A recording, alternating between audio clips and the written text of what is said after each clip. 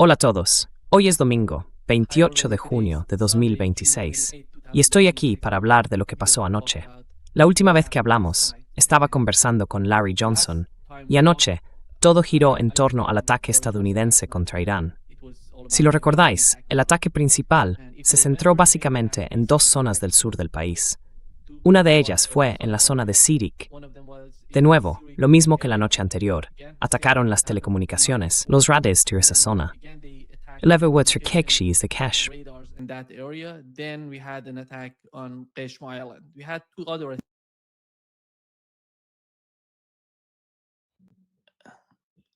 Okay. We had. Vale, teníamos... Déjame ver. Sí, no lo sé. Parece que el micrófono estaba apagado. Bien, tuvimos dos ataques menores en otras dos islas, que no fueron significativos en cuanto al impacto de esos ataques. Luego llegaron los ataques iraníes, después de la emisión en directo de anoche, y lo que hemos sabido hasta ahora por fuentes iraníes es que básicamente, en respuesta a lo que han hecho los Estados Unidos, atacaron dos bases aéreas, una base en Kuwait, la base aérea de Ali al-Salem y la quinta flota en Bahrein. Yo esperaba que fueran a atacar alguna zona de Jordania, pero no ocurrió. Parece que, tras evaluar los ataques estadounidenses contra Irán, no los consideraron significativos.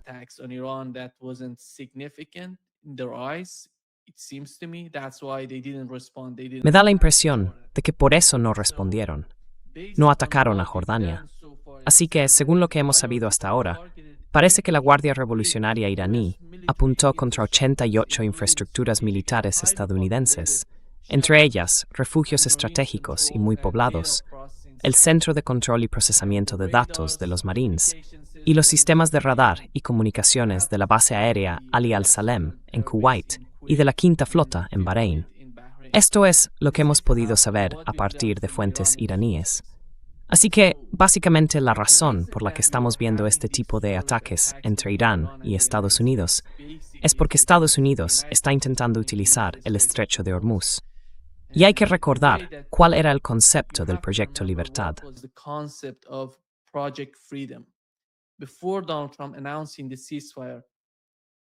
Antes de que Donald Trump anunciara el alto el fuego, intentó llevar a cabo una especie de operación en el Golfo Pérsico, a la que llamó Proyecto Libertad. Básicamente consistía en enviar el mayor número posible de petroleros, barcos y buques a esa zona para que atravesaran el estrecho de Hormuz, con el objetivo de reducir el control y la dominación iraní sobre el estrecho. La idea era usar rutas que no estuvieran designadas por las fuerzas iraníes, por la Guardia Revolucionaria. Todo el proyecto contaba con el respaldo del poder militar de Estados Unidos. Pero fracasó en menos de 12 horas. Y él dijo, el proyecto ha terminado.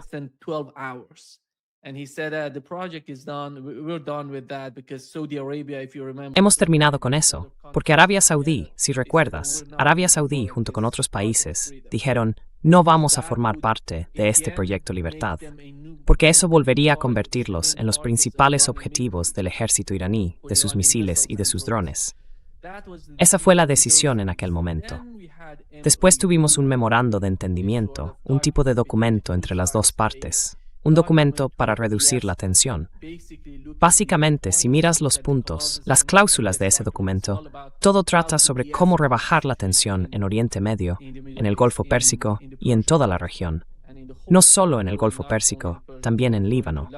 Yo diría que de alguna manera la delegación iraní tenía en mente que también se iba a hablar de Gaza y de Palestina. Ese era, en realidad, todo el plan por parte de los iraníes.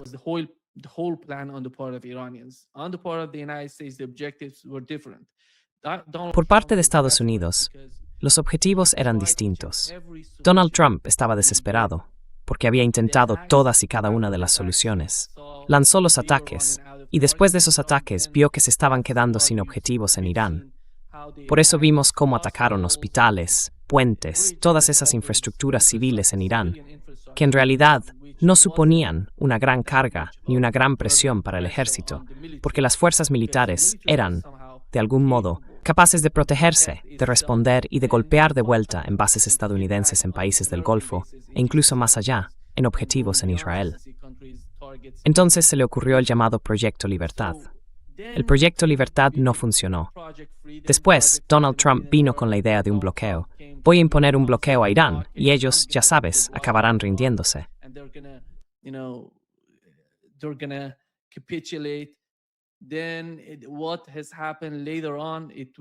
Luego, lo que pasó después fue que él dijo que con el bloqueo, todas sus instalaciones petroleras iban a explotar, porque tienen que exportar petróleo y gas, y que sin exportar, todo iba a estallar, todo iba a explotar. Pero eso no ocurrió, como te dije, porque conocemos la historia de Irán. Hubo años, incluso durante la primera administración de Trump, en los que Irán no pudo exportar ni un solo barril de petróleo fuera del país. Así que ellos sabían, y saben, cómo manejar esos problemas. Ese tipo de problemas.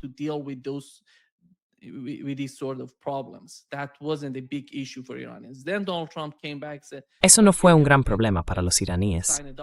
Luego Donald Trump volvió y dijo, vale, hagamos esto, firmemos un documento, un memorando de entendimiento. Y ese memorando, básicamente, por lo que hemos visto hasta ahora, lo que intenta hacer es relanzar el proyecto Freedom, pero bajo el nuevo documento. El proyecto Freedom, ahora mismo, usando los petroleros, los buques, y tratando de convencerles de que pueden utilizar las rutas cercanas a la frontera con Omán, o la paz de Omán y el estrecho de Hormuz.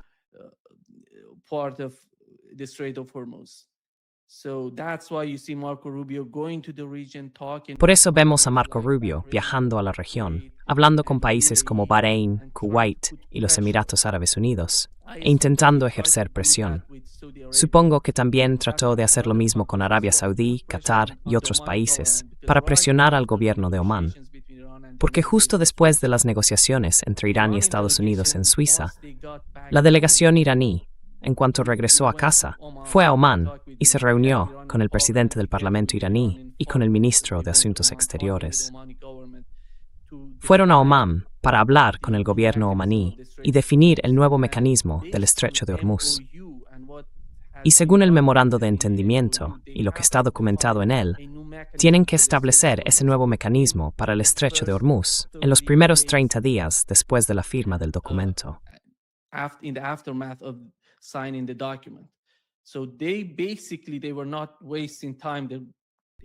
Así que, básicamente, no estaban perdiendo el tiempo. Fueron allí para hablar con el gobierno de Omán y después de la reunión emitieron una declaración conjunta diciendo que el nuevo mecanismo está en proceso de definición. Y durante los 60 días posteriores a la firma del memorando de entendimiento, todos esos buques, petroleros y barcos pueden pasar por el estrecho de Hormuz sin pagar ningún tipo de peaje o tasa. En la mente de los iraníes hay dos posturas. Una dice que deben pagar peajes y que debería existir algún tipo de sistema de cobro. Pero la otra parte quiere hacerlo de una forma más legal, basada en el derecho internacional. Así que están intentando definirlo como una tasa medioambiental, o una tasa por servicios, algo por el estilo.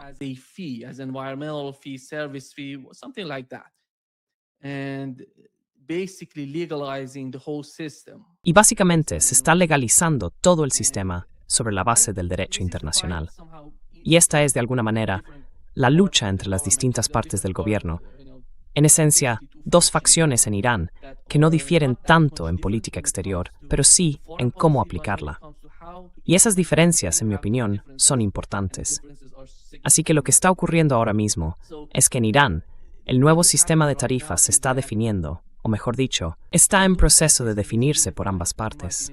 Mientras tanto, Estados Unidos intenta utilizar esas rutas cercanas a la frontera con Omán, del lado omaní, para pasar por el estrecho de Hormuz y realizar sus movimientos sin ignorar el control o las rutas designadas por Irán o por la Guardia Revolucionaria en la región.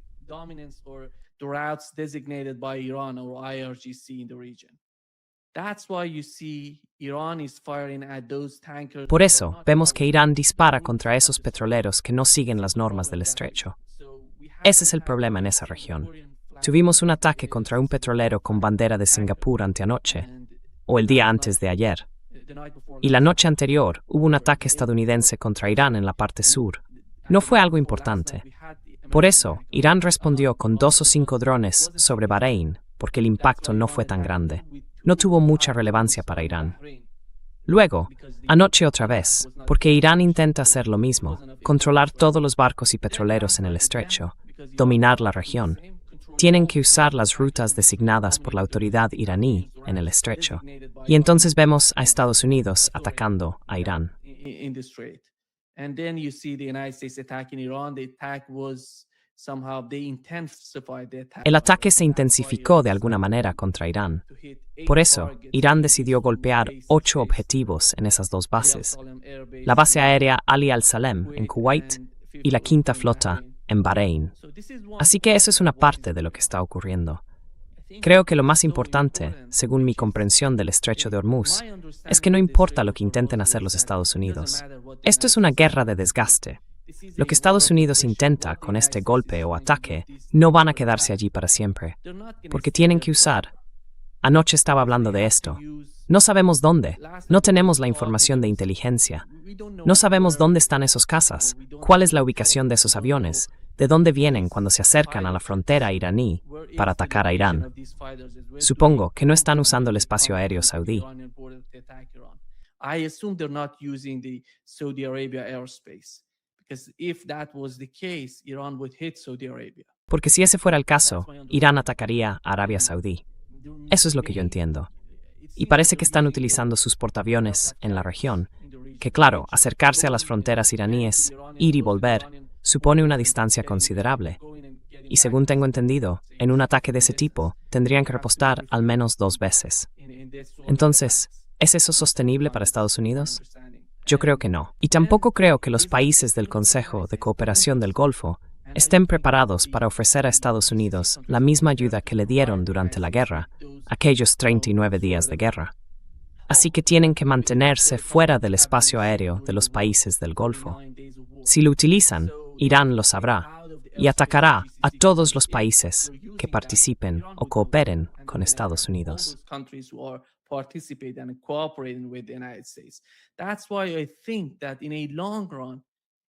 Por eso creo que, a la larga, este es un movimiento desesperado por parte de la administración Trump. Y no entiendo por qué lo están haciendo. Porque básicamente, cuando hablamos de la administración Trump, de su comportamiento y de sus decisiones, lo que intentamos es encontrar algún tipo de lógica detrás de todo esto. Pero no hay lógica, no hay racionalidad. Deciden, no sé muy bien cómo, ni quién está realmente detrás de todas esas decisiones. ¿Es Pete Hegseth, Marco Rubio o el propio Donald Trump?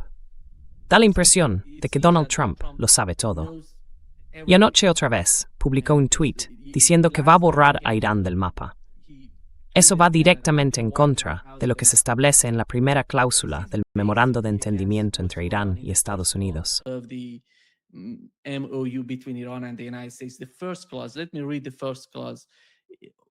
La primera cláusula, déjame leerla palabra por palabra, dice: los Estados Unidos e Irán, y sus aliados en la guerra actual, declaran la terminación inmediata y permanente de las operaciones militares en todos los frentes, incluido el Líbano, y se comprometen desde ahora a no iniciar ninguna guerra ni ninguna operación militar entre ellos.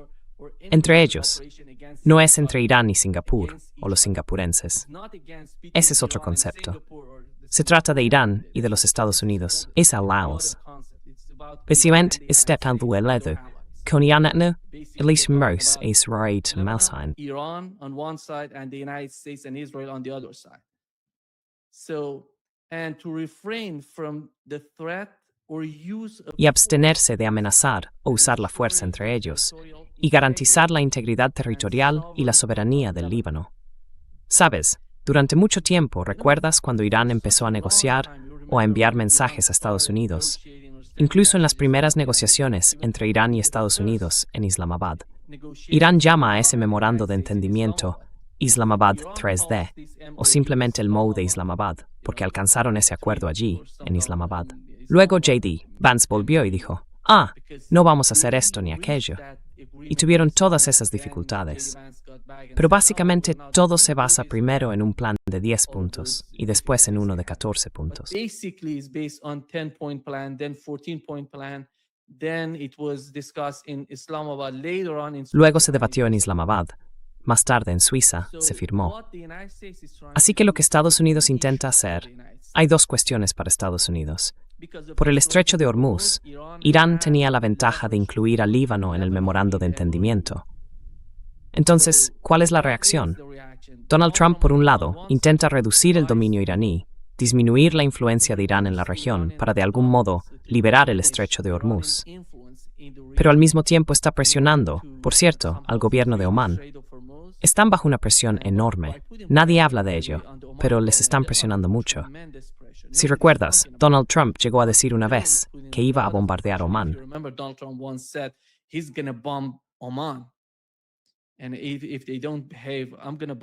Y si no se comportan, voy a bombardearlos.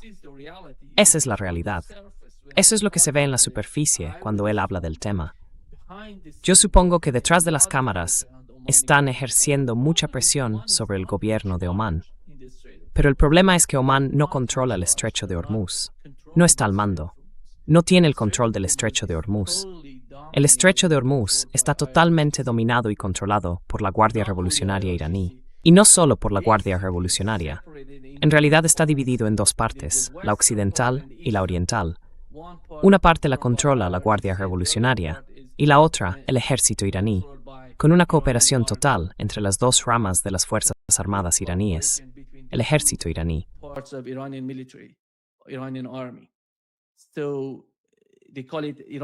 Así que lo llaman el ejército iraní. En Irán lo llaman Artish.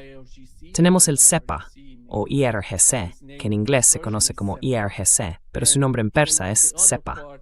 Y la otra parte es el ejército de Irán. Sabes, existía antes de la revolución y después de la revolución fue reformado.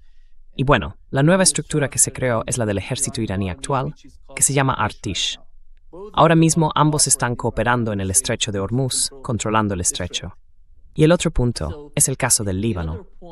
Es muy importante entender lo que están haciendo. Esto es una puesta en escena, es un juego. Todo gira en torno a un juego.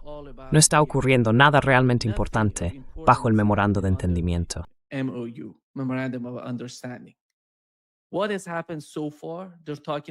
¿Qué ha pasado hasta ahora? Están hablando de liberar los activos iraníes congelados, pero no ha pasado nada. Nada significativo ha ocurrido hasta ahora. Y levantar las sanciones sobre el sector energético iraní, eso no ha pasado. Está en proceso, sí, pero no ha ocurrido todavía.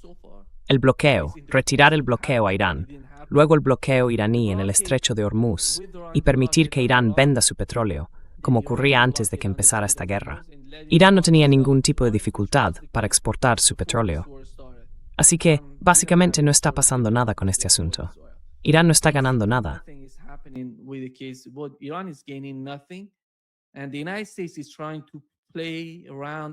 Y Estados Unidos está intentando jugar y de alguna manera manipular toda la situación en el estrecho de Hormuz. Por eso están. Según tengo entendido, si Estados Unidos sigue con este tipo de ataques, que serían una guerra, una especie de guerra de desgaste, no van a poder mantenerla a menos que intenten algo mucho más grande, una guerra total, que sería devastadora para ambos lados. Yo diría que Irán está completamente preparado, que su arsenal está lleno y que han conseguido reemplazar todos esos misiles y drones que se usaron antes. Están mejorando de forma notable su sistema de defensa aérea en la parte sur de Irán.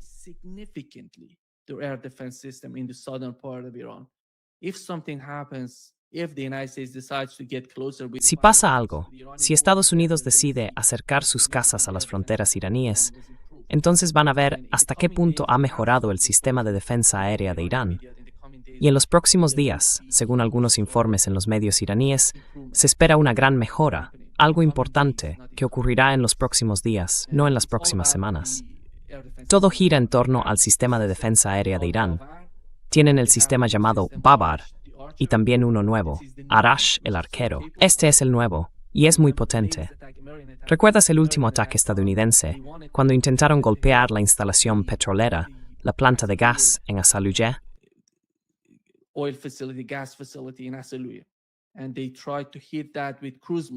Intentaron golpear ese objetivo con misiles de crucero. 2 de esos misiles, que fueron lanzados, tenían como blanco la instalación en Asaluye, en el sur de Irán. fueron interceptados por la defensa aérea iraní, lo cual fue algo importante. Irán no tenía esas capacidades antes de que empezara la guerra. Así que esto es algo nuevo para Irán, especialmente en la zona sur del país. Y creo que entienden perfectamente la lógica de la administración Trump respecto a esas capacidades, porque están haciendo pruebas. No se trata solo de llegar, atacar unos objetivos y volver. Están literalmente muy lejos de las fronteras iraníes, fuera del alcance del sistema de defensa aérea.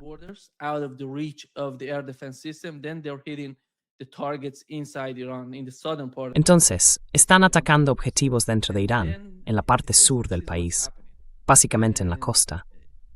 Y eso es lo que está ocurriendo. Por eso no creo que Estados Unidos vaya a volver a un conflicto importante con Irán. Esto es una especie de acción y reacción para comprobar las capacidades, para ver las mejoras del sistema de defensa aérea iraní, para golpear los objetivos, para castigar a la Guardia Revolucionaria y al ejército iraní por lo que está pasando en el estrecho de Hormuz. Eso es en esencia lo que está ocurriendo. Y en cuanto al Líbano, me parece algo muy crítico, porque la primera cláusula del memorando de entendimiento dice básicamente que deben garantizar la integridad territorial y la soberanía del Líbano.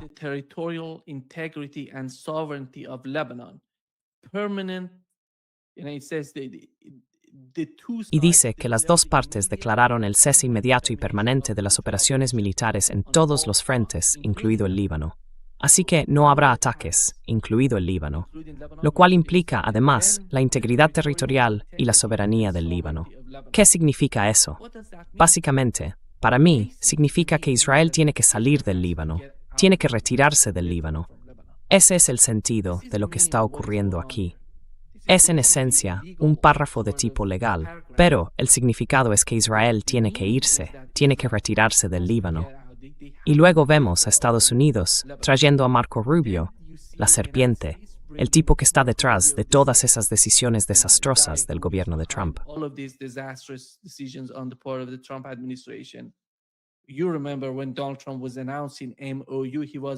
¿Recuerdas cuando Donald Trump estaba anunciando el memorando de entendimiento?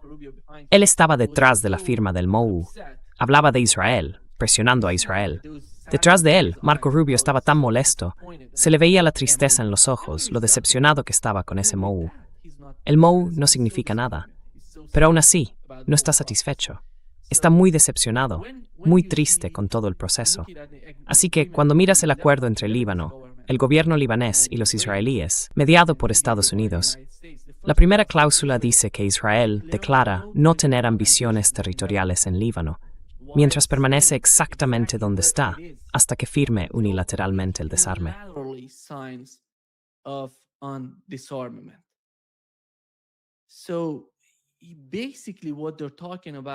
Básicamente, de lo que están hablando es de que Israel va a quedarse allí. Y cuando se trata del desarme, todo gira en torno a Hezbollah. Israel va a permanecer dentro. Si miramos el mapa que ayer intentaba explicar Benjamín Netanyahu, esas zonas marcadas con la línea roja, y esas otras, de las que Israel dijo que se retiraría, incluso esas áreas dentro de la línea roja, algunas partes de la zona superior roja, si te fijas, están bajo la línea amarilla. Así que, en realidad, no significa nada. Y para entender el territorio ocupado bajo el nuevo trazado de la línea amarilla de Israel, hay que tener en cuenta que si lo comparamos con la Franja de Gaza, donde fue la lucha durante los últimos tiempos, allí estaban destruyendo todo.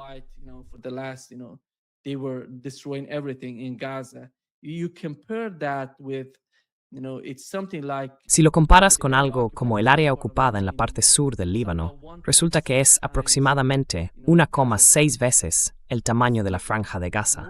Es importante, es más grande que la Franja de Gaza, 1,6 veces más. Eso demuestra lo significativa que es esa zona. No es solo una pequeña área ocupada para controlar lo que ocurre. Y la tragedia es que el gobierno del Líbano ha aceptado esa cláusula, esa parte, que legitimó. Hoy, ya sabes, Motrich, el ministro de Finanzas israelí, dijo que con ese acuerdo hemos legitimado la ocupación del Líbano.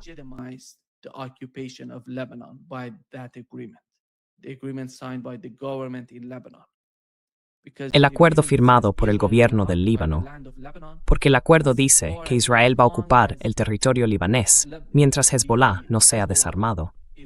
Así que el desarme de Hezbollah forma parte del trato. Pero ¿cómo se puede desarmar a Hezbollah mientras Israel ocupa tu territorio? Esa es una decisión sensata por parte del gobierno del Líbano. ¿De verdad les preocupa la gente del Líbano? ¿De verdad quieren la soberanía del país? Yo no lo veo así. Recordemos que tenemos el mismo caso en Cisjordania. En Cisjordania se ve claramente por qué Estados Unidos, cada vez que habla de Palestina y del problema palestino, siempre gira en torno a Mahmoud Abbas, Abu Mazen. It's all about Mahmoud Abbas, Abu Mazen.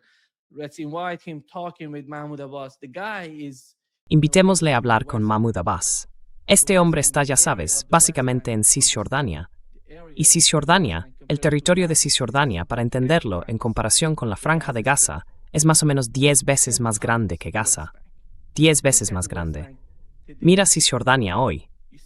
Verás que no queda casi nada palestino allí, solo algunos pequeños puntos en esa zona. Básicamente, corrompieron a este hombre, Abu Mazen o Mahmoud Abbas, y poco a poco fueron tomando el control de todo. En realidad, ahora mismo, Cisjordania está totalmente en sus manos. Lo repito, es un territorio 10 veces mayor que la Franja de Gaza, ocupado por Israel. It's 10 times the West Bank occupied by Israel today is 10 times Gaza Strip. Hoy es 10 veces el tamaño de la Franja de Gaza, para que se entienda lo grande que es esa zona. Así que Israel, poco a poco, fue ocupando toda Cisjordania. Hoy en día en Israel nadie habla de Cisjordania, porque básicamente la consideran parte de Israel. Así que hablan de la Franja de Gaza. Antes decían un 70%, y hace poco Benjamin Netanyahu salió y dijo 100%. La tragedia aquí, en Estados Unidos, es para la gente que lucha contra Israel y contra la expansión israelí en esa zona. Ves a personas como... Estoy muy decepcionado con Bernie Sanders, por ejemplo. Bernie Sanders es uno de los que dice solución de 2 estados. Bernie Sanders is one of them that he says two-state solution, and the guy is so two-state. So how you can achieve that two-state solution? Entonces, ¿cómo se puede lograr eso? Una solución de 2 estados. Básicamente, el concepto de una solución de 2 estados consiste en mantener este tipo de ocupación israelí hasta que no queden palestinos en esa tierra, en Cisjordania, en Gaza. Porque le preguntaron, a Bernie Sanders le preguntaron, si apoyaba una solución de un solo estado. Y él dijo que no. ¿Por qué? Porque eso significaría el fin de Israel. Él lo sabe. Así que hay que seguir con este tipo de concepto. Solución de 2 estados. Solución de 2 estados. ¿Quién va a hacer eso? ¿Quién va a sacar a esos colonos de Cisjordania? Eso va a pasar. ¿Quién lo va a hacer? ¿China? ¿Rusia?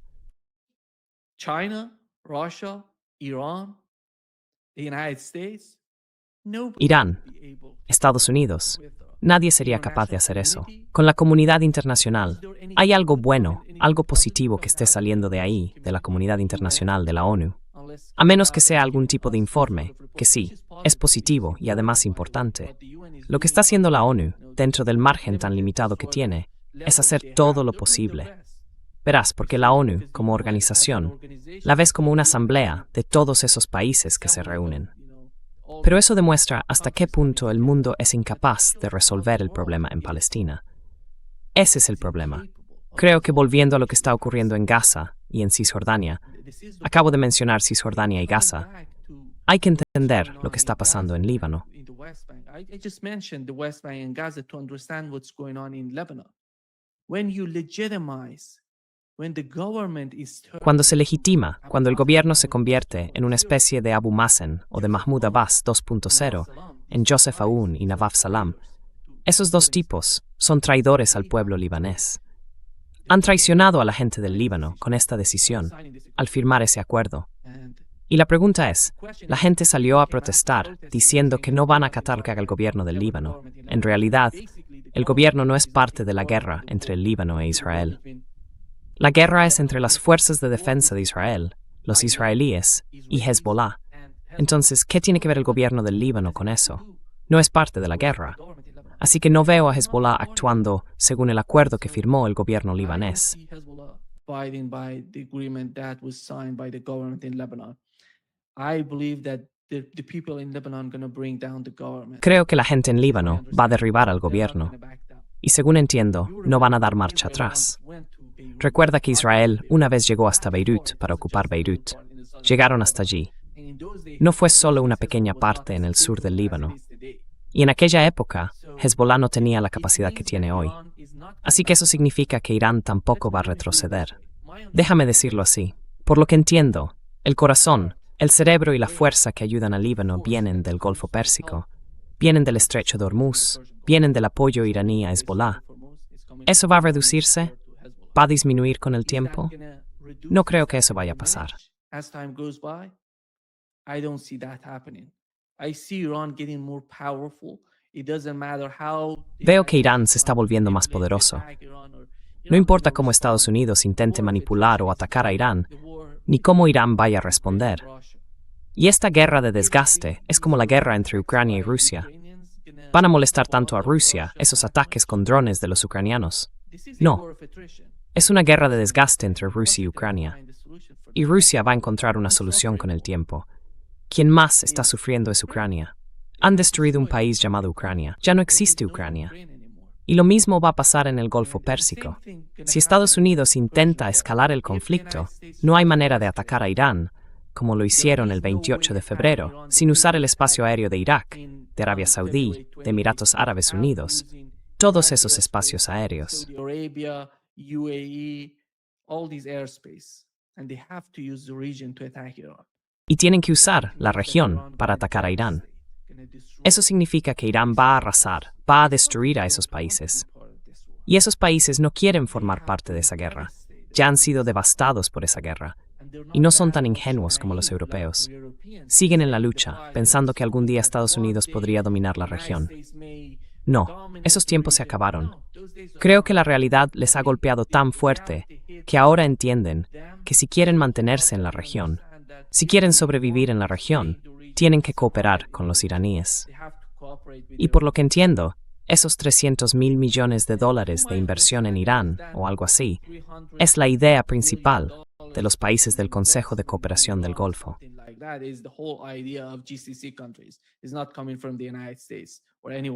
No viene de Estados Unidos ni de nadie más, porque la idea, la propuesta de los iraníes, era un plan de 10 puntos.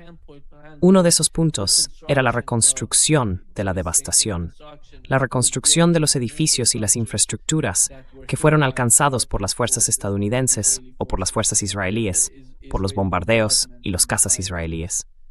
Ese era el planteamiento por parte de Irán. ¿Quién salió entonces con esa idea de los $300 mil millones? No fue Irán, hasta donde yo sé. Fueron los países del Consejo de Cooperación del Golfo, algo así. Ellos fueron los que sugirieron hacerlo, los que dijeron, queremos reducir la tensión. Entonces, ¿va a sacrificar Estados Unidos todo por los países del Golfo? Estoy seguro de que van a sacrificar a todos.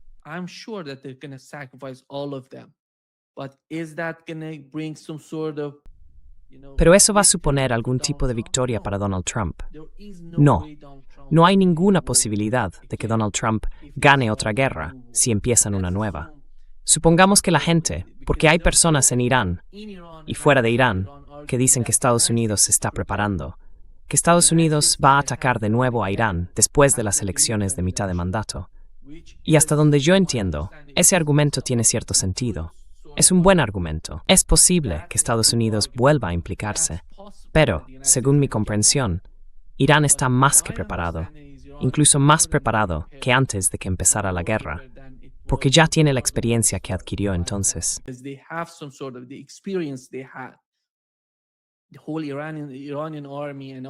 Todo el ejército iraní y la Guardia Revolucionaria, juntos, aprendieron muchísimo.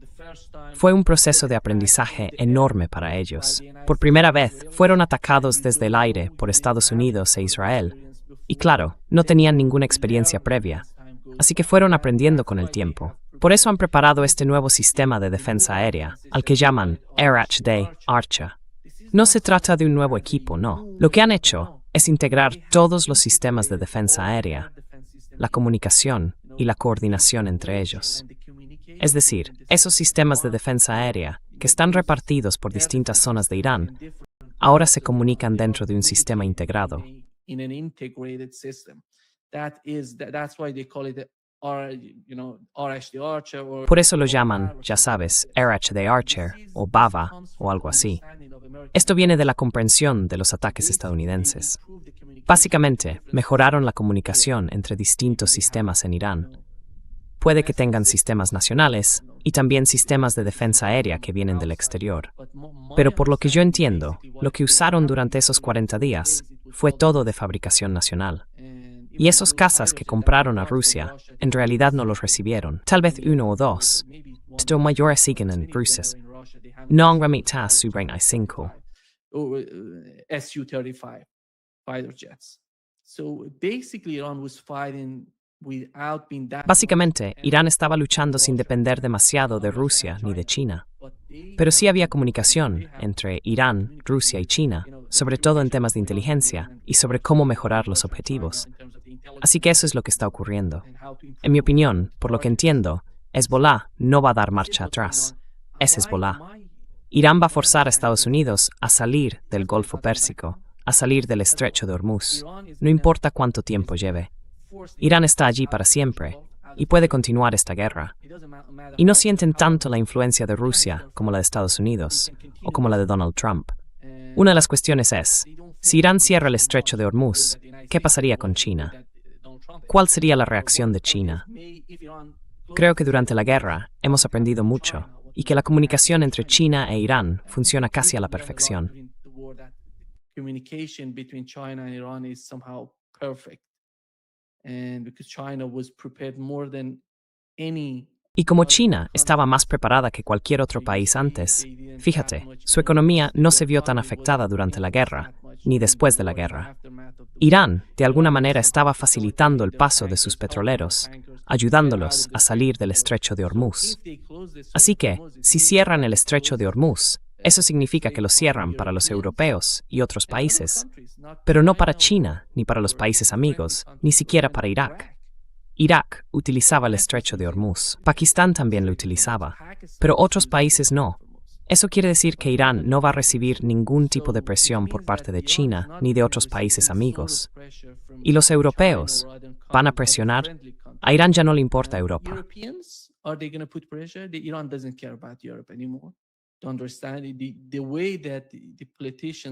La forma en que los políticos hablan hoy de Europa demuestra que Europa ha perdido su relevancia en lo que respecta al tema iraní, a la mentalidad iraní y a la política iraní. Fueron parte de la guerra, ayudaron a Estados Unidos durante la guerra, y vemos al secretario general de la OTAN salir y decir que Estados Unidos utilizó sus bases en Europa para atacar a Irán más de 5,000 veces. Entonces, ¿qué más? ¿Cuál es la relación entre Irán y Europa? Uno puede preguntarse por qué el canciller de Alemania ha cambiado de opinión. Ese hombre, antes de que empezara la guerra, durante el primer ataque, cuando Israel decidió atacar a Irán en junio de 2025, dijo, están haciendo nuestro trabajo sucio. ¿Qué tiene que ver eso con Alemania? ¿Por qué sienten eso hacia Irán? Why do they feel this way about Iran? Why is that? What is the problem between Iran and Germany? ¿Por qué? ¿Por qué pasa eso? ¿Cuál es el problema entre Irán y Alemania? ¿Qué es eso? Nada. Porque esa gente no es soberana. Alemania no es un país soberano, es un vasallo. Son vasallos de Estados Unidos. Y al ser vasallos de Estados Unidos, eso significa que también son vasallos de Israel. Por eso, todo lo que están haciendo, desde que empezó la guerra hasta hoy mismo, Irán está atacando a esos terroristas en la frontera con Irán, en el Kurdistán iraquí. Estados Unidos se queda de brazos cruzados. El gobierno francés, junto con el MI6 británico, de alguna manera está entrenando a esa gente, a esos terroristas, en el Kurdistán iraquí. Y ese es el problema. Imaginad por un momento que Irán hiciera lo mismo en Europa. Lo mismo en Europa. ¿Qué harían? ¿Qué dirían? Es increíble. What would they say? It's unbelievable.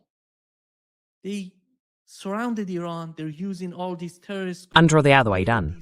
Están utilizando a todos esos grupos terroristas. Ellos crearon a esa gente. Ellos los armaron. La ideología está ahí, ¿sabes? Y quieren atacar a Irán. Dicen, ¿por qué Irán hace esto o aquello? No, esas personas son los enemigos. Esas personas son los enemigos en la mente de los iraníes. No veo a nadie en Irán que crea que Alemania es amiga de Irán, o que podría serlo.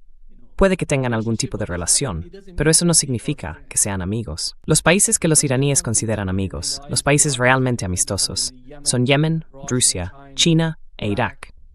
Y esos países son amigos porque no hacen nada en tu contra.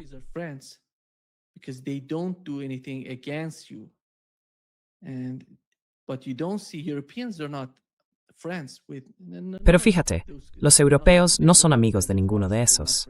No son amigos de Rusia, no son amigos de Irán. Yo diría que tampoco son amigos de China. Básicamente, son vasallos de Estados Unidos. Y por eso ves que Estados Unidos los utiliza. Incluso Donald Trump hablaba mal de ellos, diciendo que no hacían nada. Dijo, y se me olvidaba mencionarlo, que la canciller de Alemania, antes de que empezara la guerra, en junio de 2025, dijo que estaban haciendo nuestro trabajo sucio. Y ahora, después del cierre del estrecho de Hormuz, dijo, no, nosotros no vamos a unirnos a esta guerra. Donald Trump fue humillado en el estrecho de Hormuz. ¿Por qué estamos? Esta gente no es racional. These people are not rational people. They're basically finding their way because they Verás, básicamente están buscando la manera de sobrevivir en Alemania, en Francia, como Macron. Starmer está de salida, pero en el fondo están manipulando toda la región. El gobierno británico fue a Armenia, y en el caso de Azerbaiyán y Armenia, están intentando hacer todo lo posible para manipular la zona en las fronteras con Irán. El corredor de Zangezur. ¿Recuerdas ese corredor que va por la frontera iraní entre Irán y Armenia?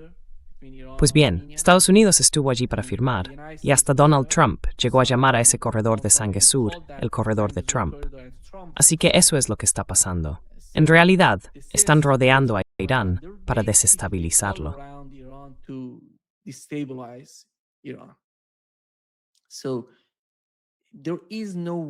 Así que no hay manera de que Irán mejore su relación con Estados Unidos cuando el enemigo, como ellos lo llaman literalmente, porque lo llaman así, en cada comunicado que sale del gobierno, siempre aparece la palabra enemigo. Lo llaman el enemigo. Y lo hacen porque ven lo que está ocurriendo. Y por lo que entiendo, el estrecho de Hormuz va a seguir en manos de los iraníes. Ellos van a controlar el estrecho de Hormuz. Y da igual si lo llaman una tasa, un peaje, o como quieran llamarlo. No van a cobrar a los petroleros. Incluso si intentan presionar al gobierno de Omán, cosa que no creo que ocurra, porque los omaníes son muy sabios, en mi opinión.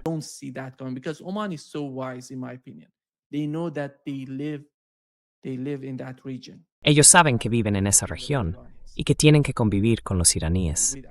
Y sin entender eso, Estados Unidos está muy lejos. No forma parte de la región.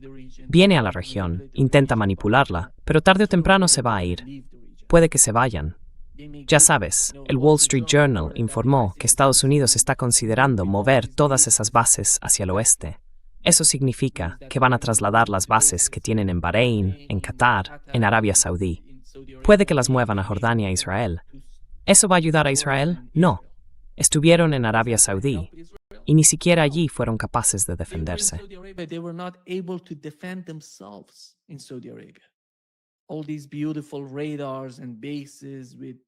Todos esos radares y bases tan impresionantes, con tropas allí, ya sabes, no fueron capaces ni de defenderse, mucho menos de ayudar al país anfitrión. Así que va a pasar lo mismo. Por lo que entiendo, Estados Unidos cree que está ganando en Líbano, mientras Líbano se desmorona y destruye la primera cláusula del memorando de entendimiento. Pero no va a ser así. Esta gente va en serio, y Líbano no va a dar marcha atrás, y Hezbollah tampoco va a dar marcha atrás. Tarde o temprano veremos los ataques, y veremos cómo empieza la lucha. Luego Irán se involucra, e Israel ataca a Irán. Creo que nos dirigimos hacia una situación de ese tipo. Estados Unidos, tarde o temprano, tendrá que retirar todas esas fuerzas de la región.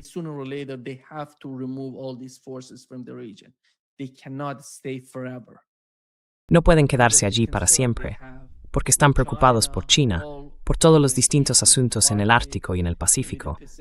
No va a ser para siempre. Y el estrecho de Hormuz es un asunto menor para Estados Unidos, un asunto menor. No es tan importante, porque no dependen tanto de él. Una de las cosas que dice Donald Trump, ya sabes, es que no dependen tanto del estrecho de Hormuz, ni del de Bab el-Mandeb, en el Mar Rojo, Básicamente, los europeos son los que dependen más de eso. Pero, ¿qué está afectando a Estados Unidos por la situación en el Estrecho de Hormuz? Porque, a nivel global, cuando ves que el mercado internacional se ve influido por el cierre del Estrecho de Hormuz, eso va a golpear a la economía estadounidense.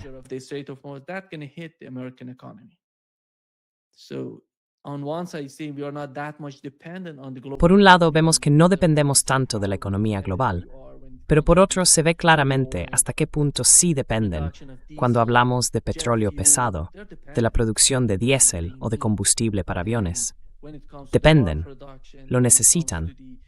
Y si hablamos de la producción de armas o de semiconductores, también necesitan el helio que sale de esa región.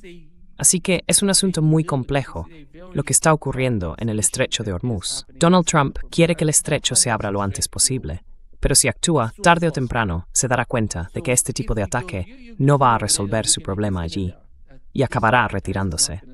Va a dar marcha atrás. Va a ceder, en mi opinión, igual que hizo con Ansarullah en el Mar Rojo, al final.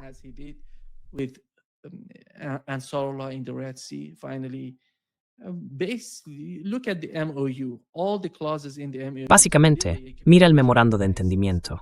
Todas las cláusulas de ese memorando son literalmente una capitulación de Estados Unidos bajo la administración de Trump en lo que respecta a Irán. Intentaron manipular el caso del Líbano a favor de Israel, pero no veo que eso ayude a Israel. Nadie va a dar marcha atrás. Y el Líbano, lo repito, el Líbano sería el cementerio del Gran Israel. No van a conquistar el Líbano. No van a ocupar el Líbano. Y quizá, tarde o temprano, veamos al Líbano atacando la parte norte de Israel. Así son las cosas. La situación está ocurriendo y de alguna manera está imponiendo su propia realidad a la gente de la región. Así que veamos qué pasa. Esa es mi interpretación.